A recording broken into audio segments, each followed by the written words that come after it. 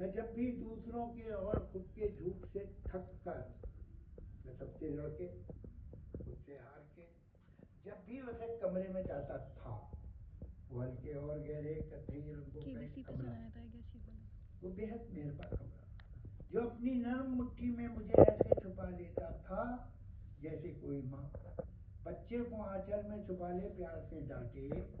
ये क्या आदत है? जलती दोपहर में मारे मारे घूमते हो तुम। लाइन छोटी बड़ी है। वाह, फर्स्ट टू अब clap for outstanding. Don't be in hurry, don't be in hurry. मैं आपको बताऊंगा कब क्या। अब इसको मैं तेजी से पढ़ता हूँ कि रिदम में। मैं जब भी जिंदगी की चिलचिलाती धूप में दबकर मैं जबकि दूसरों के और खुद से झूठ से टक्कर मैं सबसे लड़के उससे कि उसे जाता था वो हल्के और गहरे कथई रंगों का एक कमरा, वो बेहद मेहरबान कमरा जो अपनी नर्म मुट्ठी में मुझे छुपा लेता था जैसे कोई माँ बच्चे को आंचल में छुपा ले प्यार से डांटे। ये क्या आदत है? चलती दोपहर में मारे मारे घूमते हो तुम। वाह, ये सब रिदम में है। क्या बात है।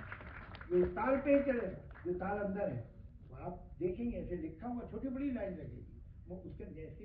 What is the difference between nature poetry and this poetry? Is like a song and अ राग। राग में सारी तानें बराबर नहीं होती हैं, कोई तान लंबी होती है, कोई छोटी होती है, कोई घूम के वापस आती है, कोई सीधी चली जाती है, लेकिन अंदर उसकी स्कैनिंग है, वो आएगी सम पे। ऐसा नहीं हो सकता कि सम पे ना। तो ये सम और ये स्कैनिंग फ्री वर्स में होती है। क्या बात। प्रोज पोइट्री प्रोज है।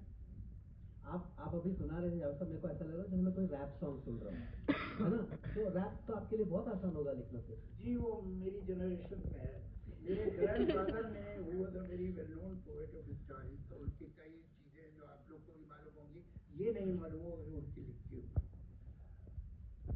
जैसे एक है न किसी की आँख का नूर हूँ न किसी की, ये भी सुना written था। by my grandfather and somehow it has been attributed to Bahadur Shah Zafar, but it's not true. And it has been proved beyond any doubt by the critics and literature historians. तो उन्होंने एक गजल लिखी थी जिसका एक line एक full escape page में, एक लाइन। तो वो जो है वो उसमें मैंने एक शेर उसका पढ़ा है, आपको उस पर मिल जाएगा यूट्यूब पे, मैंने स्टेज पे पढ़ा था कहीं। तो ये वो रैप ही था एक्चुअली। हाँ। तो रैप हमारे हिंदुस्तान की बहुत पुरानी ट्रेडिशन है, ये ऐसा नहीं है कोई नई चीज है।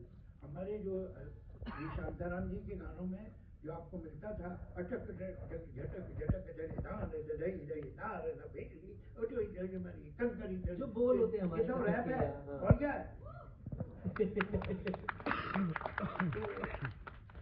तो लेट मी कम टू, ये पहला ही सवाल था जिसमें इतना टाइम चला गया, मगर मेरे को लगता है मैं 4 सवाल नहीं पूछ पाऊंगा, 2 ही पूछ पाऊंगा।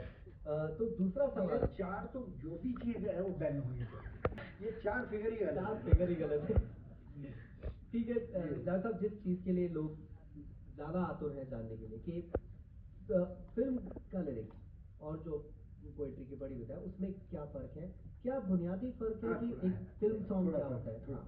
देखिए, when you are writing literary poetry, you hope that people who are interested in poetry, who understand the nuances, people who have trained ears and eyes, because they have been hearing or reading poetry since years, तो उनको जो symbols हैं, उनको जो hint है वो समझ में आएगा कि उसकी पोइट्री की अपनी लैंग्वेज है। Over the years poetry develop symbols, तो वो सिंबल से उस लैंग्वेज से फेमिलियर होगा। When you are writing a film song, you are writing for the common man. He may not be interested in literary poetry, and perhaps most of them are not, or don't have the time or inclination. Then the language has to be simpler, and the expression